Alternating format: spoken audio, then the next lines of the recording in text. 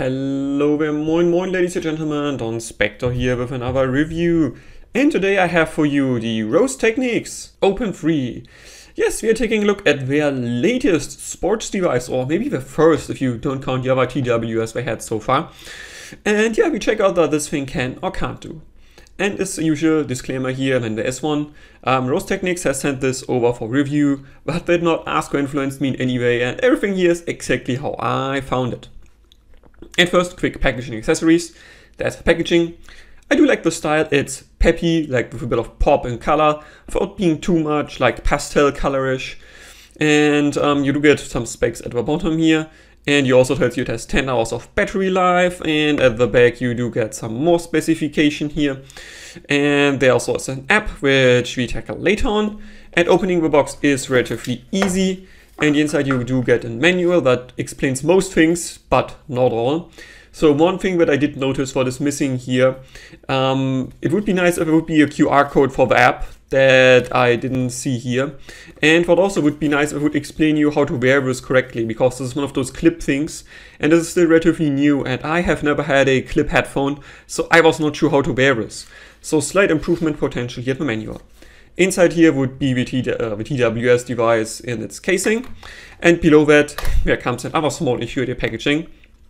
This cable holder here is super tight in there.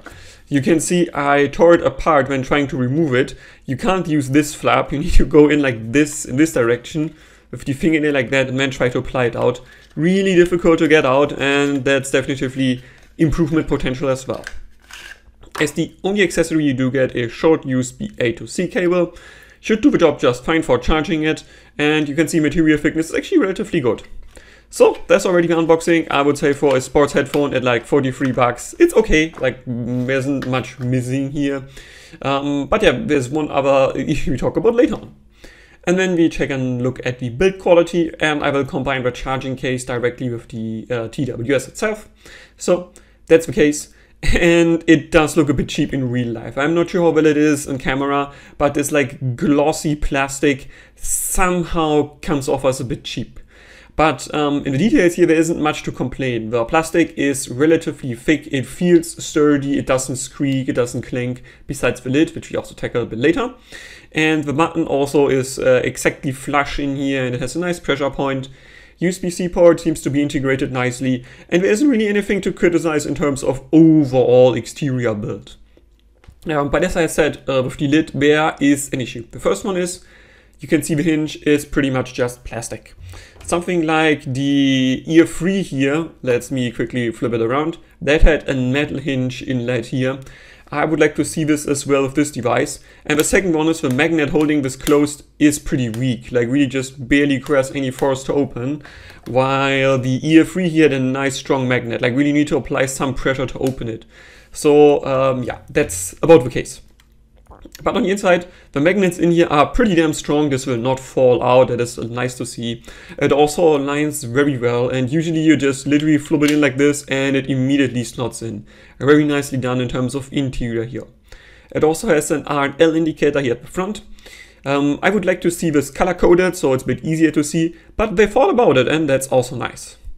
And then let's take a look at the TWS itself after we discussed the case. And as you can see, this is color matched perfectly. It's literally the same tone. I like to see this. The rubber though is not exactly color matched, but still close enough. And yeah, again, this style, you need to like pastel colors. I generally don't mind them. So I think this style is pretty cool. But we're not talking about style here, we're talking about the build. And we start with the front here. In my unboxing, I speculated this might be the microphone hole. No, this is the transducer hole, so it will create sound in this direction. And it is integrated relatively well. I don't see any glue edges or anything weird, and the seam is very minor, so yeah, it's integrated nicely. On the bottom and the inside here, this hole I think is then the pressure hole. I'm not entirely sure because there's nowhere specified what it does. And there's also a small, not sure if it's visible in camera, there's a mesh inside, so you won't get any dirt or dust in this TWS here. And then here I assume this is the microphone hole at the back. We talk about the audio a bit later on of the microphone. And again, there's like not much to talk about overall in terms of build here. This is for 43 bucks. The build is definitively done well.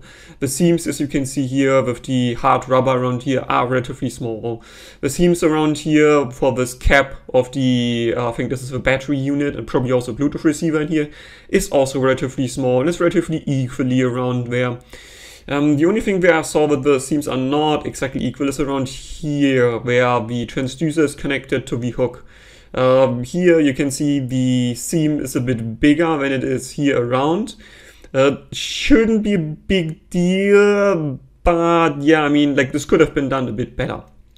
And in terms of materials overall, this feels sturdy in my hand. I don't think it will break or do anything. Yeah, so the rubber here also, it doesn't feel weird, it doesn't smell like anything, so there shouldn't be any weird softeners in there, which is nice to see.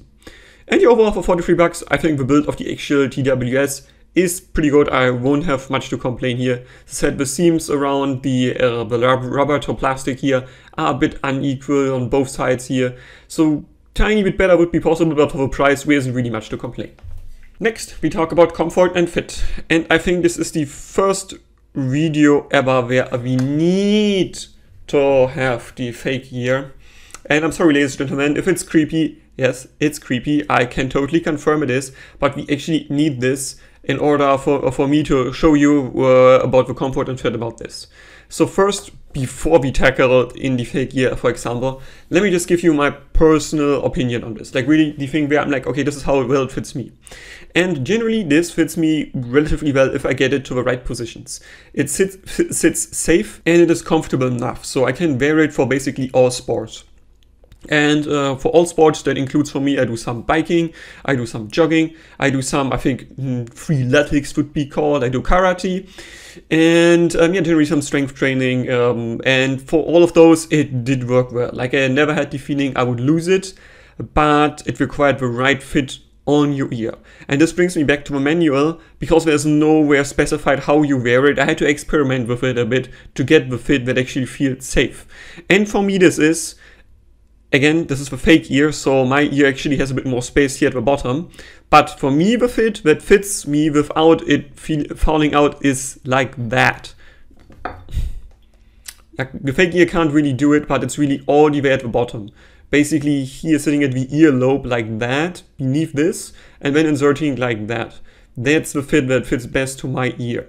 The fake ear is a bit harder than a real ear, and yeah, I have a bit more space here at the earlobe. So essentially, if this is not an ear, like this would be the fitment that works best for me. That's the safest, that gives me also the most reliable audio transition.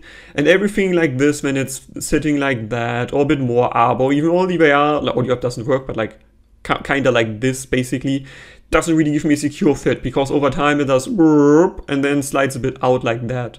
And this doesn't work audio-wise, but it also does feel kind of unsafe in terms of fitment. And yeah, unfortunately, even if you get this to insert like that, we talk about sound later, this is not the best sounding that it can be. They claim in the advertisement somewhere this is an, I think they say equal loudness curve, which implies that they're going for diffuse fields somewhat. And we talk about audio a bit later. But this is really highly dependent on fit, and because the fit of this is not the most easy to get, yeah, I'm pretty sure the sound will be very varied from person to person. But the actual fit in terms of security, I think is pretty good if you get it to fit right for you, and I never had the feeling I would lose it. Even do some jumps on a bench, and here where I live I have a bench that is probably a bit too high, but I'm a tall person, so I could just jump on it. It was not much of an issue. But even there, it stayed in my ear nicely. So yeah, comfort and fit-wise, I think it works for sport pretty much nicely. And in day-to-day life, if you just like commuting or doing stuff, it is comfortable enough. And after like 1.5 hours or so, I noticed some pressure on my earlobe and I wanted to remove it. But overall, I mean, it's totally fine. Isolation, I mean, you can see this is an open device. It slots in your ear, something like this, and that means you don't really get like much of an attenuation. Audibly, I would say it's like probably -6 decibels or something like that in terms of isolation, because it still blocks some noise going in, and you do lose some of the directionality of the audio around you. but it's really not bad at all. And that means, yeah, this is pretty much not open as it gets, but it's pretty damn open. Next, software. I will again keep this short because Rose Techniques, their software is pretty decent, but it's still work in progress and you still get regular updates and sometimes they add new functions. And what I do like most about the software is that you can actually customize the controls as you like it. They don't force you to have one click doing this and double click doing this. You can really adjust it however you want. Refer to some of my other Rose Techniques videos if you want a bit more details on the software. I just want to keep this a bit short here. Next, coming to usability. And this is a sports device, right? And for sports, it does basically exactly what it should do. There's a small issue where this is only IP54 rated, so that means it's only sweat protected and I think light splash or rainwater. So that means if you would wear it during heavy rain, or maybe if you actually plan to go swimming or something, this won't work for you. And this is one of the things where I wish they would have gone for a better IP rating, so even like heavy rain wouldn't hurt this device or not potentially kill it. But if you're aware of this issue and you just go jogging and maybe you just sometimes get light rain, this should absolutely survive everything. And the few weeks I've been using this for sports, it also survived easily and it was also easy to clean, which is also nice to see. That's actually one advantage of this smooth plastic generally. It's super easy to clean, you just wipe it off and that's it.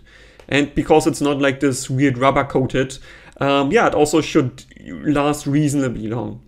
Not sure about the ear hook though, and the next part we need to tackle when we talk about usability is also, as I said before, the comfort is not the greatest, and I think this also the fitment, as I said, and the issue with this is this thing here, the actual transducer part, it would need to be a bit longer for my ear.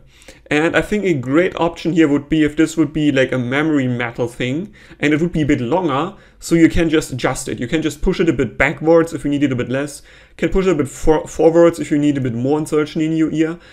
So I think this would be an option. Another one would be to have like a sliding mechanism here at the front, so you can just extend this a bit like frontwards. So it just gets you a bit more consistent fit in your ear, and thereby you also get a more consistent audio transmission to your ear. Because that's at the moment an issue I wasn't really able to fix. And another option would be that they give you some part like a silicon tip in quotes, but it's just a small funnel that goes in this direction and comes in like 3 lengths. So you can also just increase the transmission to your ear a bit better. Well, maybe there are other possibilities, but this is really where I think there would be an improvement potential for this general design overall. But in my day-to-day life, as I said before, for sports, this worked fine, right? And it did create sound when I needed it. So it did what it was supposed to do, and it did it well enough when we now talk about sound.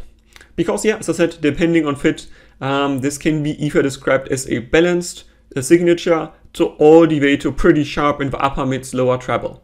And if I show you the graph now, yeah, I mean, you can see this is quite a few different settings here, and most of them where I don't force it to really go in the ear. So again, let me show you. The orange line in the graphs is produced by basically forcing it like that, and then holding it like this. So you have a good fit. With this, you can see, yeah, I mean, this is pretty close to equal loudness curve. This has some diffuse field characteristics to it, which is exactly what you would want. And I can see where they went for when they tuned this. They probably inserted it also into a coupler like that, and then they went with some DSP and tuned it. That is definitively working nicely. And if I press it in my ear as well, so really actively hold it like that, when it has a constant fit in my ear, it does sound pretty compelling overall, and I really don't have complaints if you insert it like that. But all of the other measurements you see here, this is just when I really inserted it, like basically from somewhere around this to somewhere around this, and basically just went all around here to give you different fittings to see how this measures.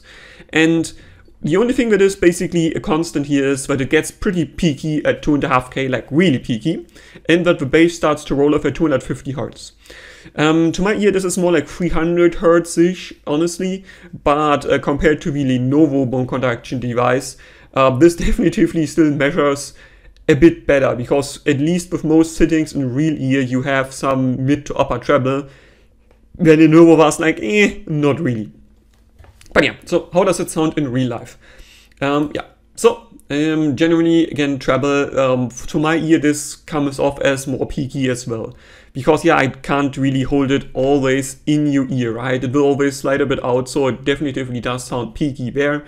And the 7K peak, there's a 7K peak to my ear with this one, which is thankfully not 8K. So you do have some sharpness there, which is not too bad for sports device again. And the 2.5K peak gives you a peaky lower treble representation to my ear. But because you're doing sports most of the time, and we won't focus on the details here, honestly, this is totally okay for what it wants to be. If you are just enjoying music, I think it's too peaky. But if you just do it for sports, this is totally fine. Like, the general characteristics we're going for here is definitively working. And the mids, I mean, you can see here again, the peak here at like 2.5 to 3K. I mean, yeah, this does make it a bit peaky, and it does make things sound a bit, I don't want to say hollow, because yeah, the mids actually are rock solid overall. Yeah, they have some presence, there's some warmth going on here, and they're actually like separated well enough, and they're not difficult to understand at all, which is exactly how it should be for a device. Because probably quite a few people will like to listen to audiobooks, and this definitely will work for that. And yeah, then bass. You can see it, again, it drops off at like 300 Hertz and like 250 Hertz. But to my ear, this is more like 300 Hertz-ish. And it goes all the way to nothingness at like 100 Hertz. So there's no sub-bass to speak of. But there's some mid-bass and some upper bass. And that means you still get some oomph without it feeling that heavy or that weighty overall. But again, for a sports device where you want to hear the environment, I think this is absolutely acceptable. And for an open back headphone or an open back device of this size, it's actually not bad at all. Next, technicalities wise, we talk about Soundstage, layering, and imaging. And I mean, yeah, what should I say here? The best thing probably is Soundstage. This sounds pretty roomy. It sounds like open. It definitely sounds like it has some height, some width going on. Unfortunately, the layering and the imaging ain't the strongest. So layering, you usually only get two layers, like left and right, and there's not even a center layer, it's really just left, right. And imaging wise, I mean, yeah, I mean, you do get some instruments, but mostly they blob together. But again, for a sports device, this is absolutely acceptable, and it definitely does work for what it wants to be. Next, separation, dynamic, and coherence. Oh, small fun fact, the magnets in here are strong enough so you can see they're actually holding together. I'm not sure if that's a feature, but it's definitely fun. Yeah, separation, dynamic, and coherence, as I said. So separation-wise, for sports device, again, it's absolutely acceptable. I didn't expect this to separate well, and it also doesn't.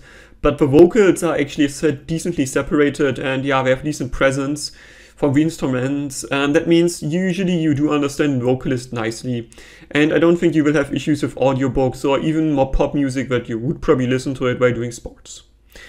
Dynamics, yeah, again, it's not great, but also, again, it's a sports device, so I don't expect the dynamics to be great here. And coherence, I mean, yeah, you can see again the peak in most settings here. This is a real peak to my ear, but to my ear also in real life, it doesn't come off as badly, because the mid-treble to upper treble is pronounced a bit more than it was on the Lenovo, for instance. So it, yeah, comes off as a bit bright, but it's not too bad, because, yeah, we had sports, so we don't focus on the details.